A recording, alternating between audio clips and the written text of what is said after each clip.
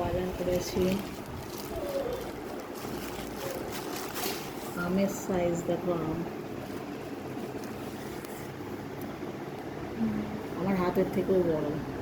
দুটো আমি 1.5 কিলোর উপরে, 2 কিলোর গায়ে, প্রায় 800 করে কিন্তু, 800 বেশি, 50 টাকা করে কিলো আমার। আর এখানে আছে কলা পাতা, একটা থেকে খেতে পারবি আছে। এগুলো হচ্ছে কী বলে এগুলোকে, কী কলা, এগুলো নতুন কলা না, কলা নিয়ে আছি। আর এখানে আছে আলু,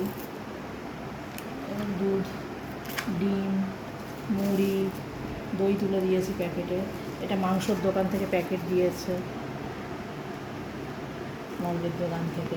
তোকে ভাববে যে তোমরা যা মুরগি কেন প্যাকেটই দেবে,